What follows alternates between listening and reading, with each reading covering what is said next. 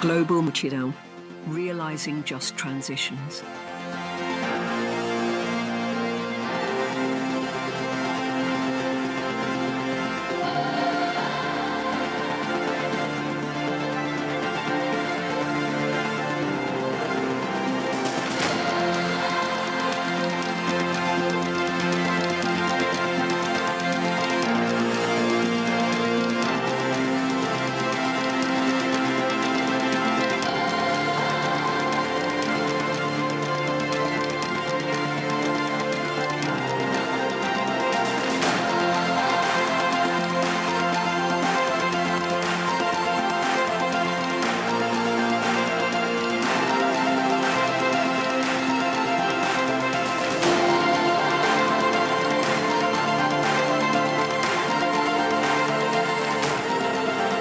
Welcome to the German Climate Pavilion at COP30 in Billey.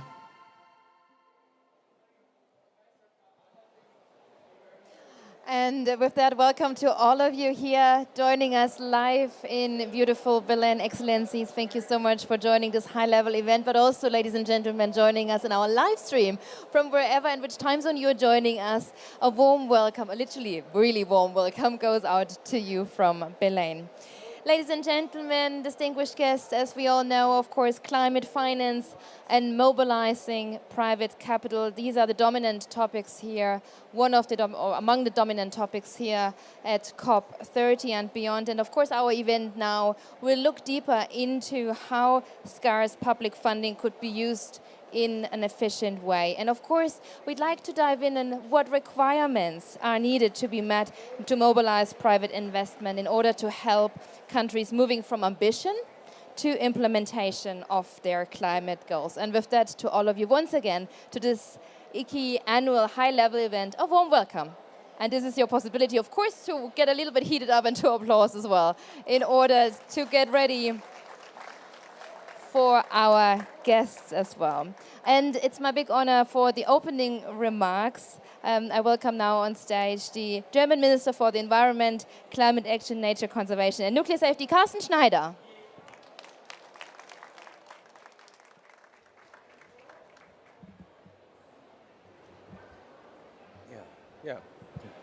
Yeah, ladies and gentlemen, welcome. Guten Abend. Willkommen hier im Deutschen Pavilion. Dear Minister Bárcena, dear Alicia, warm welcome. It's an honor for us that the Mexican Minister for Environment is here. She's one of my preferred and loved colleagues. Thanks a lot that you are here. Mr. Khan, the Deutsche Bank, and Tariye, she's not here. Okay, she will arrive. But there are some members of the German Parliament here too. I welcome them, former ones and ones that are still there. They are important because they are the ones who do the laws. And we want to launch this IKI event, investment processes and programs, and they are the ones who decide about it. So that's very important to have them here. Welcome to my colleagues. This is my first climate change conference, and I'm truly impressed. It is inspiring to see the many competent and dedicated people who have come here from all over the world. I'm impressed by Belém and its natural riches. At the same time, I'm constantly reminded of how fragile nature is and how the impacts of climate change are making themselves felt. The location of Belém highlights why we are here and why climate action is not just a nice to have, but a major task for our future with equally major opportunities. 30 years after the first climate change conference and 10 years after Paris, the COP remains a celebration of multilateralism. The international community has accomplished much over the years. The quality of the NDCs has greatly improved. In nearly every country, climate policy has become an integral part of economic policy. Implementation plans and, above all, investment plans have drawn up. Could you understand me? Yeah, good, okay. The NDCs have long been about more than mitigation alone. They now also address key aspects such as social participation, adaptation, and ecosystem conservation. We can be proud of this joint progress. Without the climate change conferences, the world would be heading towards a much higher temperature rise. But in all honesty, we are still not doing enough. The updated NDCs are still not ambitious enough to keep the 1.5 degree limit at least within reach. Implementation is still lagging behind expectations. The funding gap and access to public and private climate finance remain major challenges.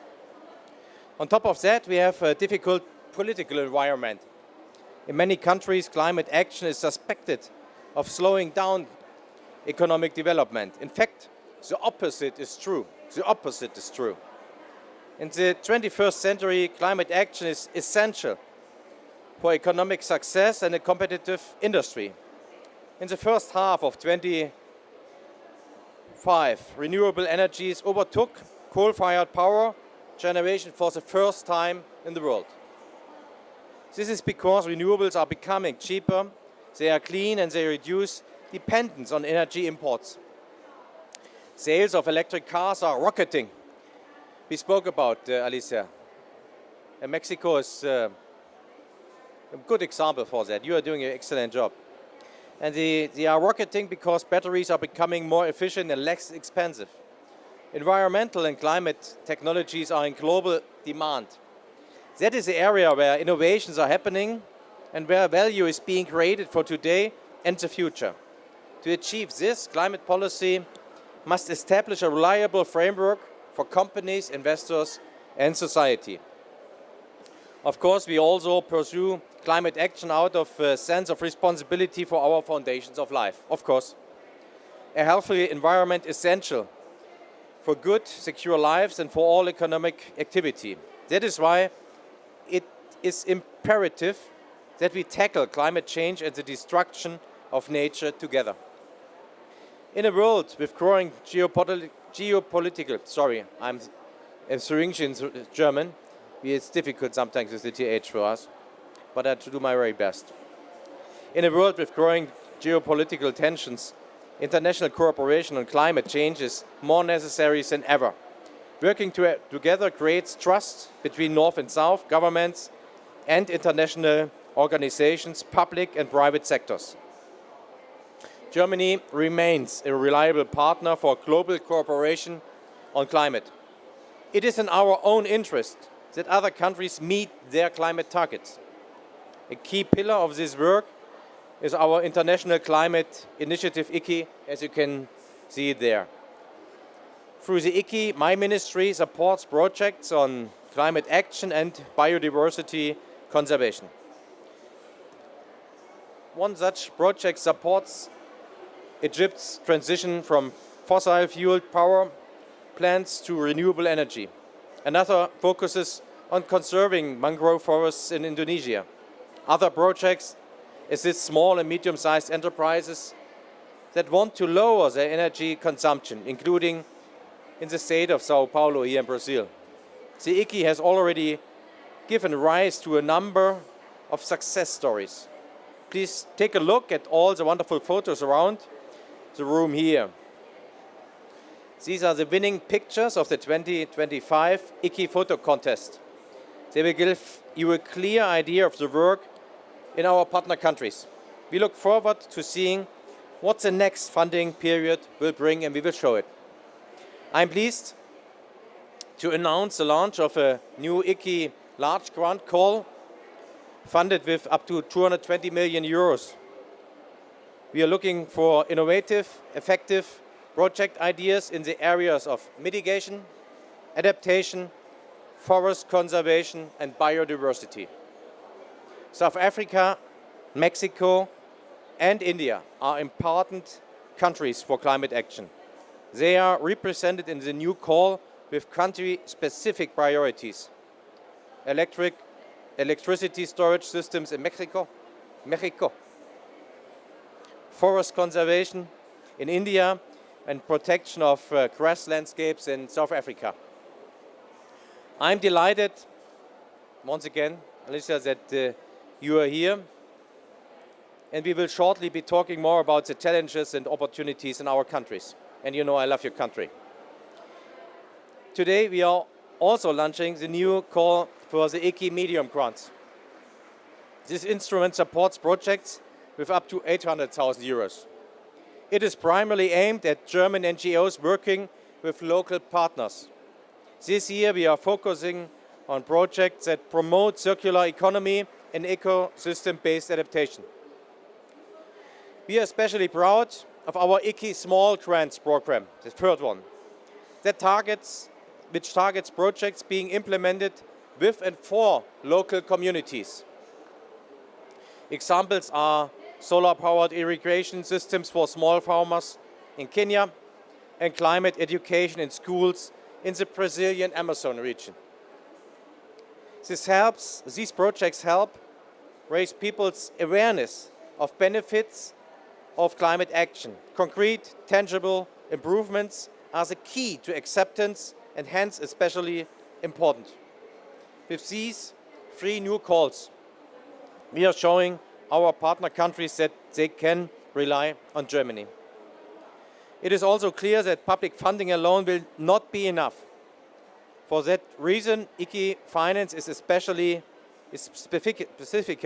used to mobilize private investments. And now you know, Mr. Khan, I'm pleased that Ms. Gbadegesin, is she now here? No, she's not here. Okay, maybe she'll find. But we welcome Mr. Khan from the Deutsche Bank here, that you are here with us today. You know exactly what the markets need, and in my opinion, 3 aspects. And I was used to work in a bank before, not in your position, but in a bank. 3 aspects are particularly important. Firstly, investments only flow if the political framework is clear and consistent. Unless we have the courage to shape that framework, we will not convince investors or mobilize investment. Secondly, we must develop mechanisms that bring together public and private capital.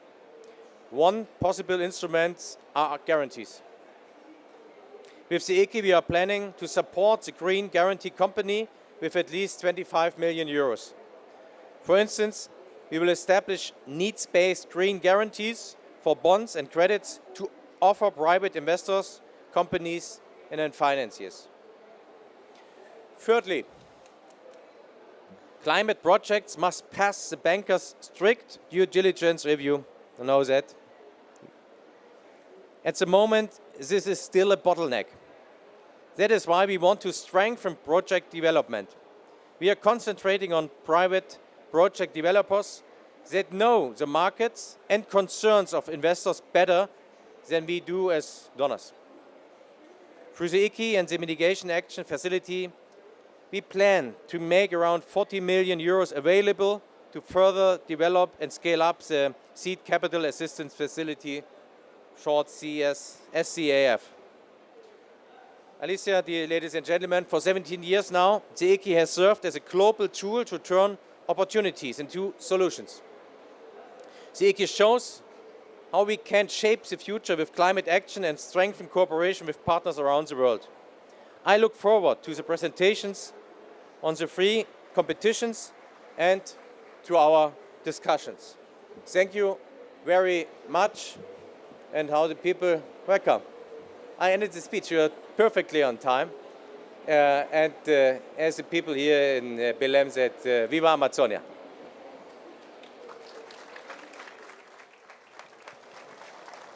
Thank you, dear Minister. And with that, we continue our program. And as we are now all complete with our panel, I would love to start with a family photo before we are also tightly scheduled today. And this means, of course, that I warmly welcome all my panelists in a second to join us here for a photo. And the photographer, you can already get into the right position. So please, Carsten Schneider, Alicia, Bárcena, Kamran Khan, and Tariye, Gbadegesin, thank you for being here. And then, of course, please position yourself here for a family photo. Do not fall over the cables, please. Yeah. Okay, and for everybody else involved, this is, of course, your photo opportunity for our beautiful IKI high-level event. Once again, welcome to everybody. So who's the lead camera? Here we go. Oh, we have several lead cameras. Okay, good. I do see a lot of hands. So one more smile, and I count down from 3, 2, 1, and I think we have it, right? Okay, wonderful. So please stay with me here on stage, and then we continue our conversation. Yes, Her Excellency, please join me here. Wonderful.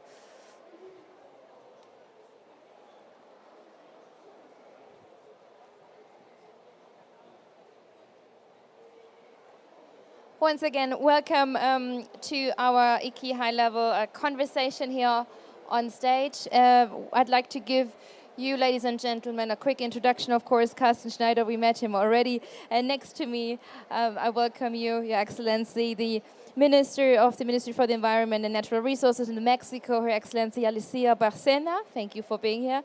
Obrigada.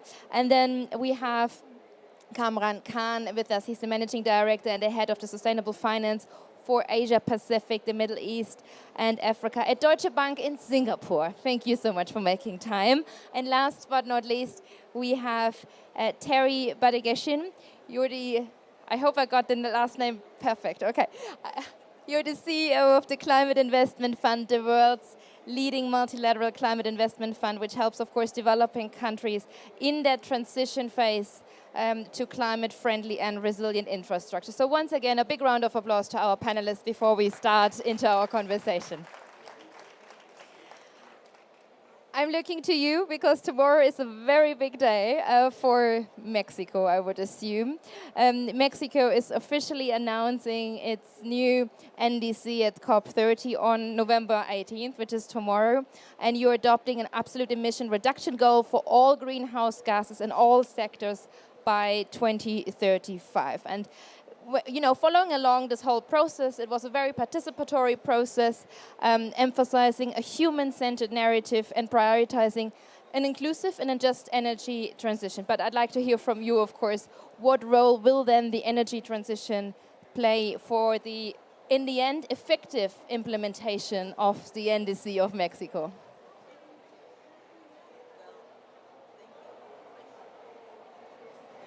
Hello? Yes. Thank you so much, and good afternoon, Excellencies.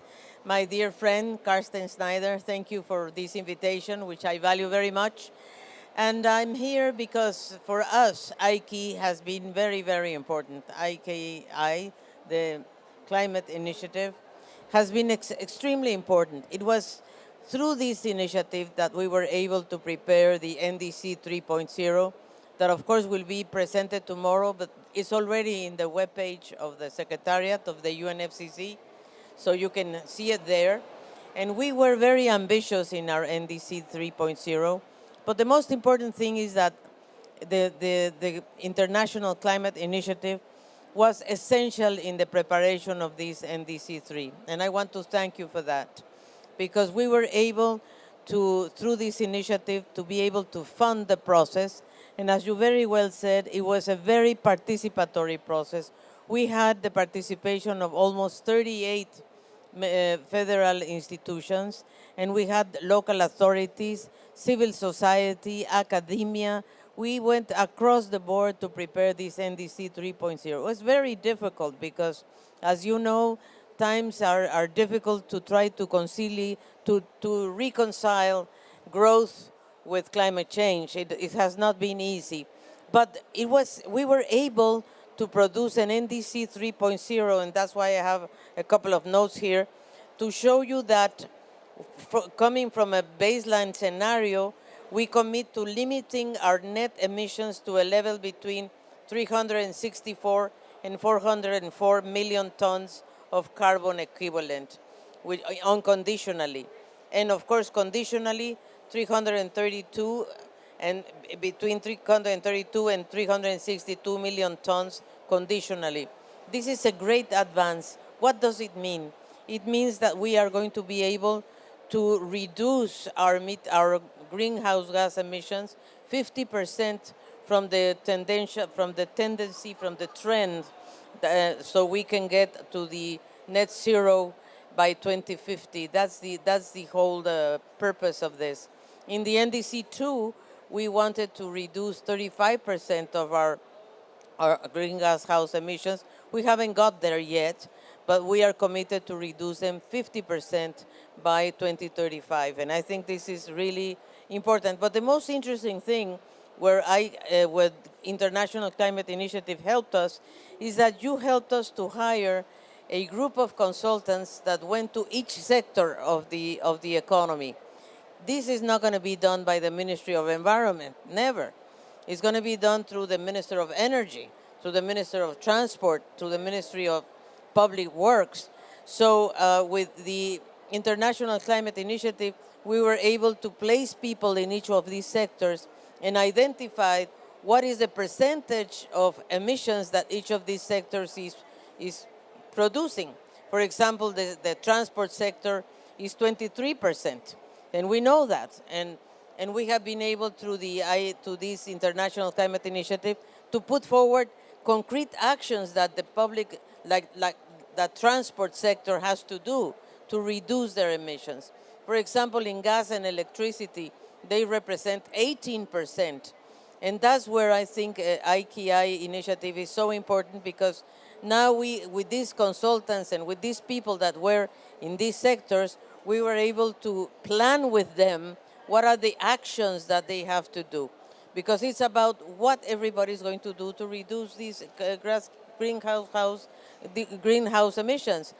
And the other thing we were able to do is to identify whenever these sectors are not going to be able to reduce them because technology is not there, because there's a lack of innovation or financing, then we are looking for compensation. What are the actions that they need to do to compensate?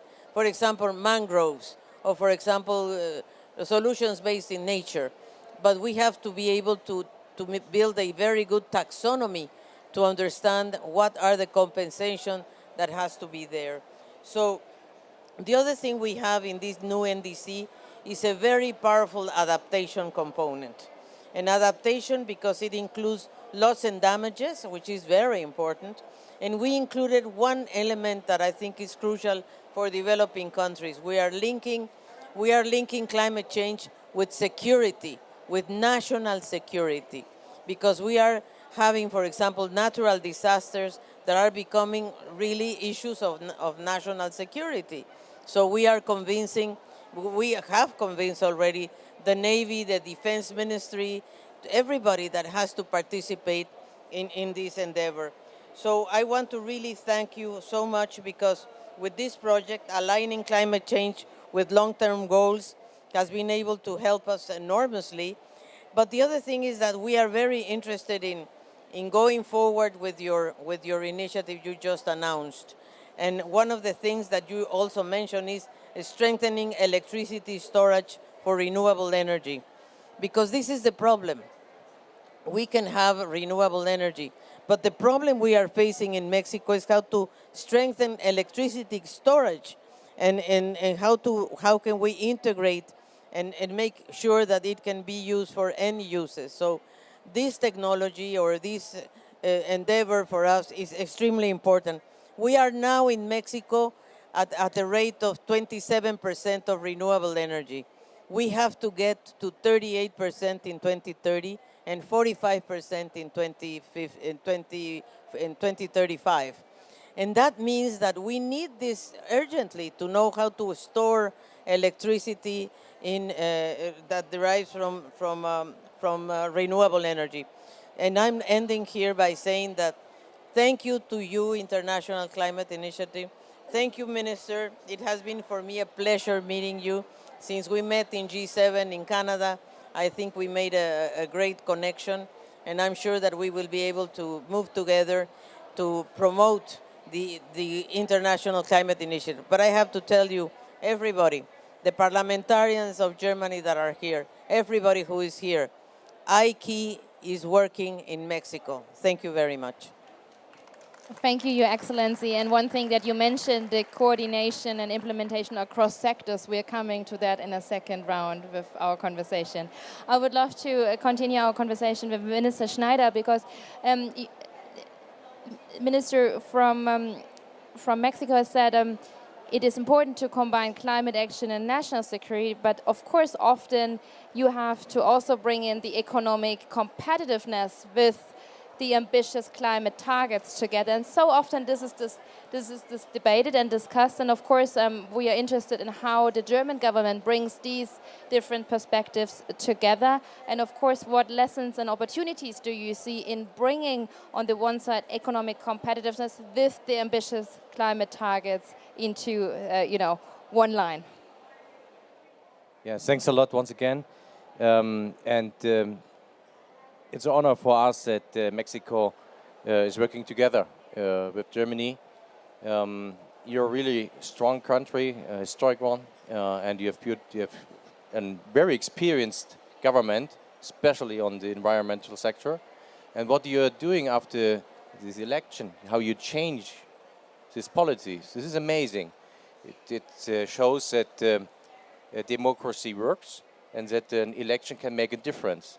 And what you're doing is really ambitious, and I'm looking forward to work together, even on the question of circular economy, that is important even for the climate point too. Second, as I mentioned, for economic policies, it's important that you have steady conditions. You know what the principles are, the politics is following, then you invest. You always have to adapt sometimes the way or the tools. That's normal. But if you give the clear roadmap towards climate neutrality in Germany, it's 2045, then all the players know what the ground is. And for us in Germany, it's important that we have our huge European market under the same conditions. And that's why we passed the climate law last week with the goal of 2040, 90% lower emissions and towards compared to 1990. It's the first thing. The second thing is carbon market pricing. And I know there's discussions about the CBAM factor, but if we have a carbon pricing in Germany, we need to say level playing field with all the others, and that's why we need these carbon border adjustment mechanisms. And this is the way we try to enable innovations and investments. If I look at the figures, the clean tech sector is rising or increasing, 5% growth every year since 2010. Germany doesn't have 5% in all sectors, but in this sector we do have it. 3 million people employed. The car sector is 775,000. So it's growing. And important thing is, as you mentioned, the renewable sector, we gave the investors 20 years of certainty. And then they invested and they invented new, innovative or more efficient panels or windmills or biomass, for instance. This is really an important point. And I would say, as I mentioned it, we don't know exactly what the market wants. That's why we need the market players under our conditions, but they decide what is the best technology, what is the best market design. Seems to me the better way than planning 10 years ahead. What is the technology? I don't know. I'm not an engineer.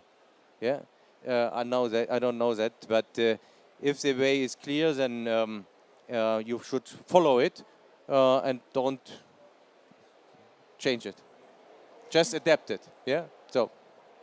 Thank you, Minister. Okay, now I think we're coming to the topic of climate finance now, because of course we need to find the ecosystem and the question of how to leverage private capital for climate finance. And that brings me, of course, to one hand to Kamran Khan, but also to Tariye Gbadegesin. Kamran, I'd like to start with you, because when we look to the perspective of private investors and the further shift of investments towards the raising markets of clean tech, of sustainable markets, what is needed to motivate and to engage more private investment, to leverage more private capital? Great. First of all, thank you very much for the invitation to be on this panel. Very honored. Look, let's start first by accepting that we as a global civilization are in the state that we are in because for many, many, many decades, we have allowed economic actors to externalize the costs and internalize the gains of environmental pollution. Okay? So when we think about how do we address the challenge today, the very first thing we need to do is to reverse that trend. Otherwise, we would be stuck in that one step forward and several steps back kind of situation. Let me explain. At this COP and every other COP, we talk about financing, particularly private financing. And the estimates of how much is required is around $1 trillion, sometimes $2 trillion a year. Well, let me tell you that the global stock market and bond market combined together is 270 trillion. And what's more important is that it's growing at 3 to 5% a year. So we are adding about 6 to 10 trillion of new money every year. Now, this has very important implications for the upside and downside. The upside is obviously if we can get even 4 or 5% of that capital aligned to the new reality, the impact would be massive.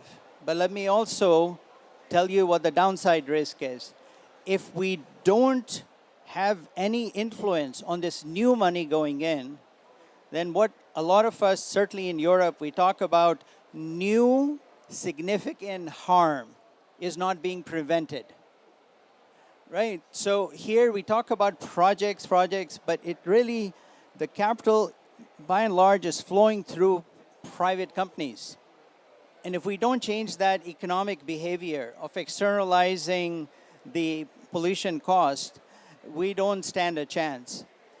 Now, within the environment within which we operate, as a bank and our clients, we have done a lot. We're very proud of that. We have a net zero pathway. We have carbon budgets even inside the bank so that we can't exceed or go beyond our pathway.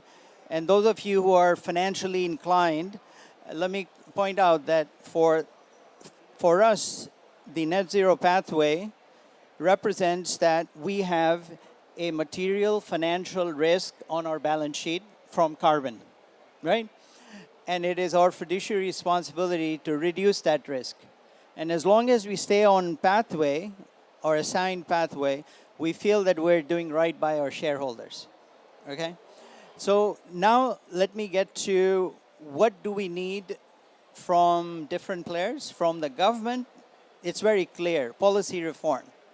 Because if you want those trillions of dollars to be executed or invested properly, without causing new harm, you have to incentivize them. We do roughly about 100 billion euros in sustainable finance each year. My chief sustainability officer is here. I can tell you we would love to do 150 billion or 200 billion in sustainable finance. But we're limited by the number of transactions which come to us, as the Honorable Minister Schneider had said earlier, which meet our commercial viability criteria and, yes, our very high sustainability standards. And so if they don't come to us, there's no way we can make capital invest in, channel capital towards it. And they will come more the more the incentives are created through the policy reform. So that's what I would like people to sort of focus on. And just on this COP alone, COP 30, we just announced a new program for ITMO Red Plus credits. ITMO stands for internationally transferred mitigation obligations. And its provision is under 6.2, Article 6.2 and 5.2 of the Paris Agreement. We have identified two partners in Honduras and Suriname who want to sell ITMOs. And we have identified very large clients, European clients, who are interested in buying these credits. So it's a very important way to monetize and make nature as an asset which can be connected with capital markets. We hope to do the first trade next year. And like I said, our CSO is here. He's personally leading that initiative. So if anybody's interested, please look up Mr. Jörg Eigendorf. Beautiful. Thank you, Kamran, for that first impression. And you get your business cards ready for the questions later. Tariye, of course, when we talk about investments and finance, I would also have your perspectives, because the times we are living in times of shrinking public funding, just tapping into private investments is really key. And the Climate Investment Fund established the CIF, Capital Markets Mechanism. That's exactly now where we can actually talk with you about it. What is it exactly? And of course, the question, how to mobilize then the investment that is needed for climate action through that capital markets mechanism. Absolutely, and thank you so much for having us here, and many thanks to Germany for the incredible support of the CIF over the years. And you're absolutely right, the gap is getting larger and public finance is shrinking, but financial instruments and financial innovation is growing and is expanding. And so I think we are getting smarter, and we have to. We have to do more with less. Yes, we need quantums, but we also need quality. And that's coming through the COP discussions about the role of concessional capital. And the way CIF is positioning its interventions is really about positioning the public finance to continuously achieve leverage. And the first framing of that is through the CIF capital markets mechanism, where the CIF has leveraged its own balance sheet, similar to the calls for the MDBs to leverage their balance sheet. The CIF, having had 17 years of an investment track record, does have reflowing assets, and by virtue of that, has been able to pull together a network of MDB portfolios. These are relatively high-quality portfolios, and we've been able to go to the capital markets. It was a heavy lift to coordinate across the MDBs, coordinate with the World Bank as well, that has served as the treasurer. But that coordination has paid off, especially for times such as this. We launched our inaugural bond earlier this year, and it was a $500 million issuance. And it was 6 times oversubscribed, so possibly some of those trillions that you referred to did make their way into this bond program. And what it's done is it has actually unlocked up to $5 billion of our balance sheet that can be accelerated into programming today. But that's only the first level, which is a balance sheet level. Balance sheet leverage. We also need to leverage across programming and across projects. And so increasingly, the CIF is including dedicated private sector targeting. For example, we launched a $1 billion industry decarbonization program. It's also going to go into clean technology supply chains. In fact, Mexico ranked second in that program. Congratulations. And that program has a dedicated private sector carve-out. So you have to do 50% of that funding, and that's concessional capital to unlock private capital. We'll be doing something similar in resilience. We've recently launched the CIF's second generation resilience program. Germany just announced a contribution to CIF's Arise program. And one of the focus areas is around leverage. And while we know the private sector is not well advanced in resilience, there is still opportunity to leverage public sector, capital markets access in resilience. And finally, just last couple weeks ago, the governing board of the CIF launched a high-risk instrument modality that is going to effectively target high-risk instruments like guarantees, first loss, grants, equity, etc., with a direct KPI for the MDBs to crystallize 6 times to 10 times private capital. So this is a direct targeting mechanism for CIF's funding as concessional and catalytic capital to go alongside MDBs to mobilize the types of funding mentioned earlier in the capital markets and the private sector into the energy transition. They are all applauding already, you know. This is the magic of the German Climate Pavilion. Isn't that amazing? Earlier it was the rain, now it's the people. Wonderful. We continue in that spirit. But Tariye, I'd like to stay with you because when we zoom in into markets, I'd like to focus the question a little bit more onto different markets, especially the emerging markets and developing economies, you know. So what is then, from your perspective, specifically needed for these markets to mobilize investments and to scale them up and to speed them up as well, to fire them up? So we're all going to need to speak louder as a first step. But, you know, the CIF has been investing programmatically for 17 years. And what does programmatic mean to the CIF? It is a country-led implementation of their vision in a coherent manner across policy, capacity, and finance. This is critical because this is ultimately driving bankability, scalability, and implementation. And so it has been mentioned in several points in this conversation, but it's critical to create the enabling environment through policy. Government leads, so provides a unifying vision. It's anchored in ministries of finance with convening power. So what we're also seeing is that the link between environment, multi-sectoral ministries, as you mentioned, in terms of going into agriculture, water, etc., and the tie into economic planning, because that's ultimately where the power of the purse, the balance sheet, can scale the precious grant capital, is going to be very key. Thank you. But Kamran, yes, come in and also combine your answer, please, with the question how to de-risk then this investment when it comes to investing into climate action. And then, of course, we wrap it up as we are all, I think, hungry and thirsty. And you can come in as well. So Kamran first. So let me make one key observation. Most of the developing countries, many of them have sovereign borrowing programs from the capital market, right? They also have, obviously, development finance programs with regional banks or World Bank. But you'd be hard-pressed to find a sovereign borrowing program of a developing country which is directly tied to NDC targets or, for that matter, directly tied to their development finance targets. We had a conversation with one large middle-income country. We said, look, we had a mandate to issue a green bond for them, right? So we said, look, we know your NDC, we know your World Bank program, we know your regional bank program. How about we tie your green bond to all these things so that you will have a platform to manage the delivery of NDC targets? To make the long story short, the deal, we did the transaction, but it wasn't linked because the Treasury did not want to lose control over the borrowing program. This is what I think the minister was alluding to.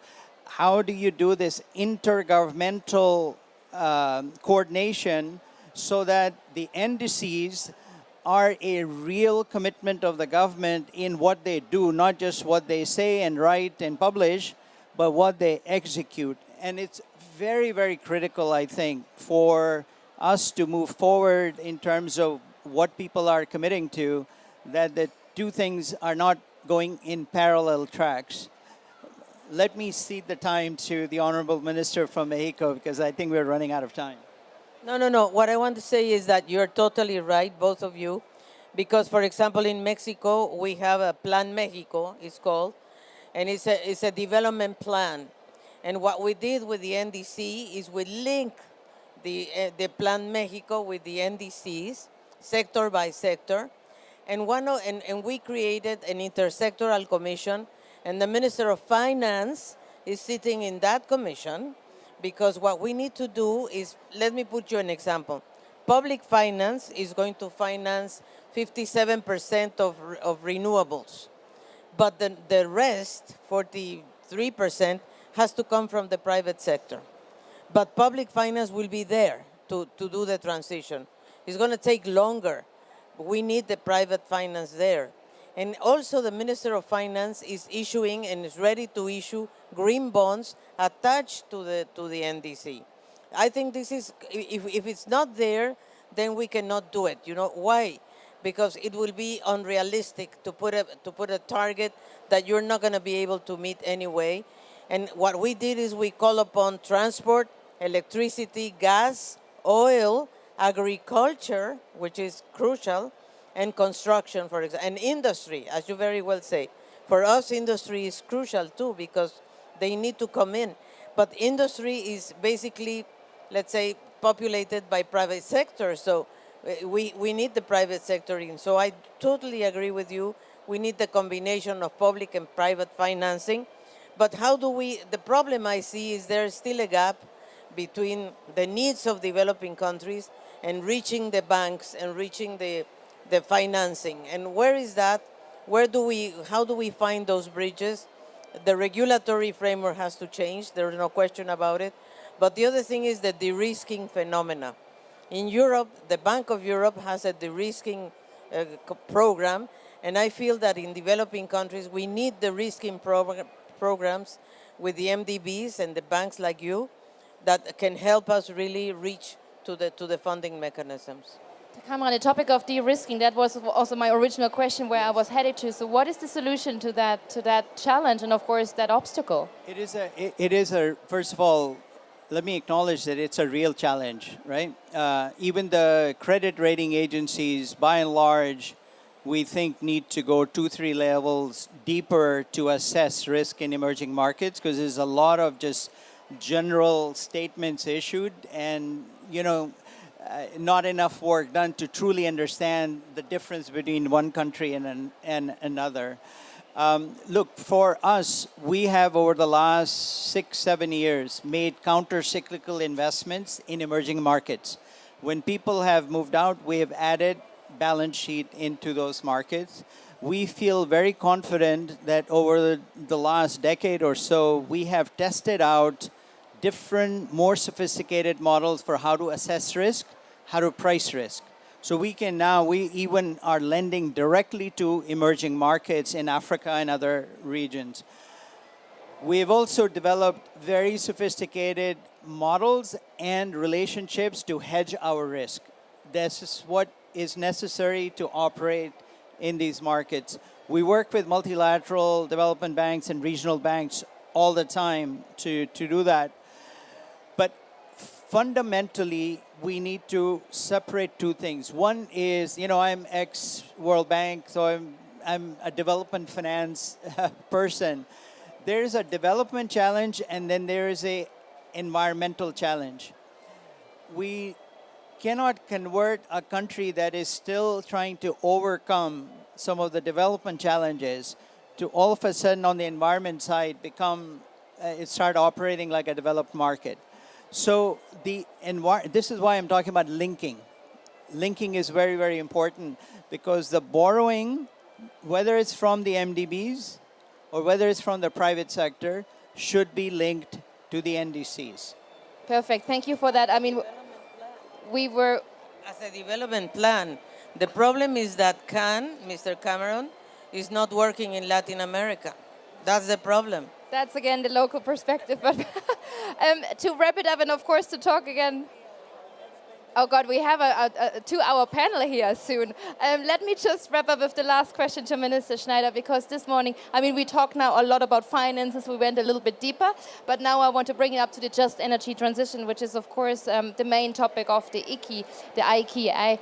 You had a press conference this morning where you elaborated on the just energy transition and what it means to bring the justness into that. And of course, we'd like to, have a last question. Because we all talk about international cooperation, of Mutirao working together, and of course, from the German perspective of a just energy transition, the international cooperation can learn a lot in terms of cooperation, partnerships, and everything that you are hearing and listening to here at COP30. So again, to learn from the German perspective for the just energy transition, what is the thought that you'd like to share with us as a last word from the last round here? Well, in a democracy, you need support by the electorate for these kind of politics we are going to do. We change our complete energy system. And there are winners and losers. And by the companies. The one who was the first movers and the one who think maybe it doesn't work, I don't invest. And on the other hand, you have the people who have to support it by an election, for instance. Not bad at an election. And then if you don't think about social justice and this just transition of the energy system, then you will lose the support. That means if you plan it, how to finance it. For instance, I spoke about the renewables, who were by the implementation paid by the consumer to get the increase of the market. And now we change. The consumer is the tax system there is it's more on the people who have not so much money, because you have to pay for electricity and you can't save so much. But now we changed it, and it's paid by the budget. The budget has a system of the income tax, and income tax is in Germany. It is if you have a high income, you pay high taxes. This is the first point. So it means if you do it and plan it with the people, you will support it and we will be faster. Because if you don't do it with the people and against their will, you will lose. Even because of reactance. The people won't help, won't follow you. They won't buy electric cars. They won't buy a heat pump.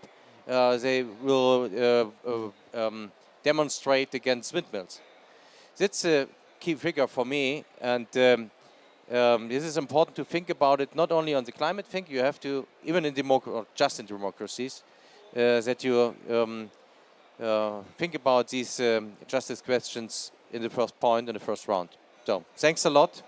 And with that, thank you, ladies and gentlemen, excellencies, to Carsten Schneider, Alicia, Bárcena, Kamran Khan, and Tariye Gbadegesin. Thank you so much. This is your round of applause. And thank you, ladies and gentlemen, for coming and joining us for the IKI high-level event. And I'll see you soon. Thank you so much, and greetings from the German Climate Pavilion.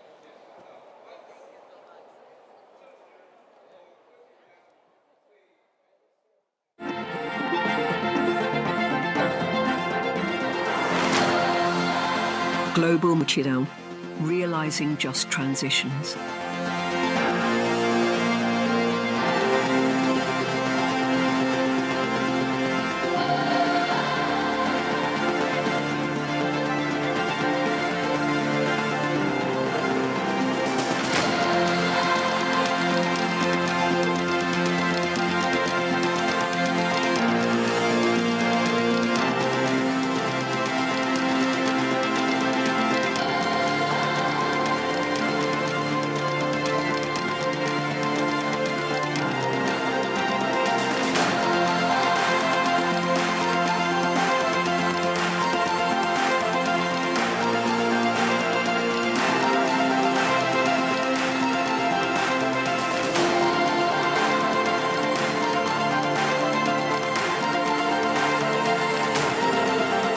Welcome to the German Climate Pavilion at COP30 in Billey.